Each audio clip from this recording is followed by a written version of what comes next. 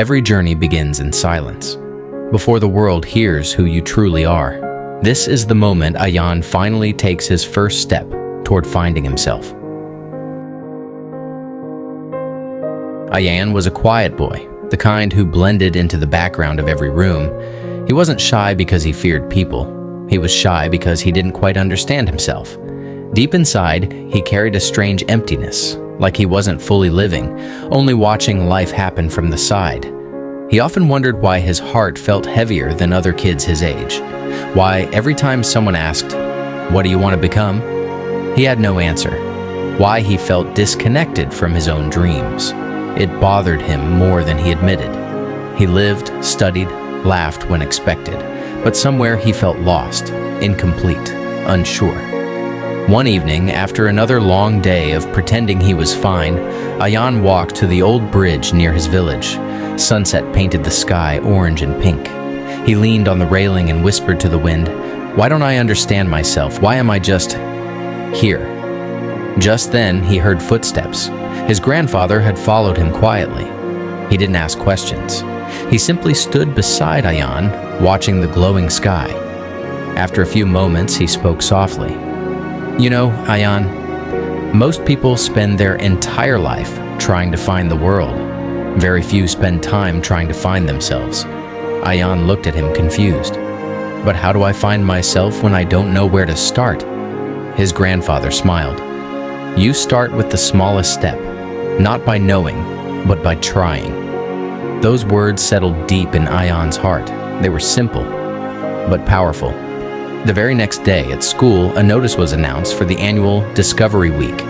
Every student had to choose one activity they had never tried before.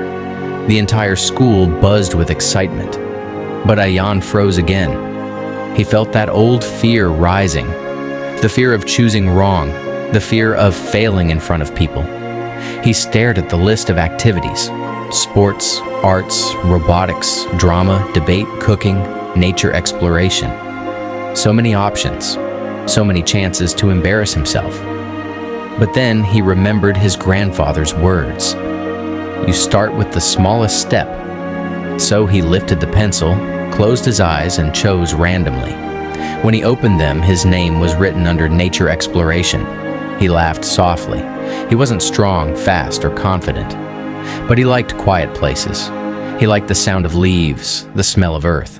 Maybe this wasn't a bad start. The next day, the nature group traveled to a nearby forest. There, each student had to choose a corner of the forest and observe something: an insect, a leaf pattern, soil life, anything. While everyone else ran around loudly, Ayaan walked deeper, alone, until he found a small stump covered with moss and tiny mushrooms. He sat there quietly. Slowly, the world around him came alive.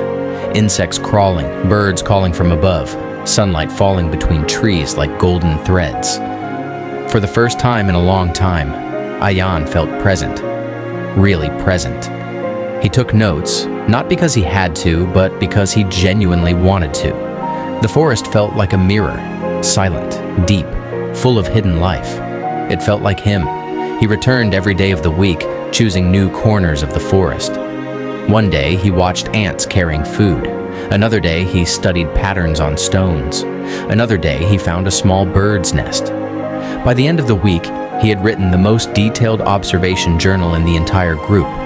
Not because he wanted a prize, but because he had fallen in love with the feeling of discovering things. On the final day, each student had to present what they learned. When Ayaan's turn came, his hands shook. His voice trembled. But when he started describing the forest, the sounds, the insects, the tiny world hidden beneath fallen leaves, his fear slowly disappeared. His quiet passion took over. He spoke as if the forest had given him its courage. When he finished, the room fell silent. Then erupted in applause.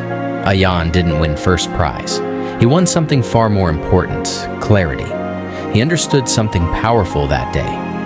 That finding yourself doesn't happen in one moment. It happens in small steps, small risks, small attempts. It happens when you stop trying to be someone else and start paying attention to what makes your heart come alive. That evening, standing again on the bridge, Ayaan whispered, "I think I'm starting to find me." one step at a time. And for the first time, the boy who had always felt lost finally felt his own path unfolding beneath his feet.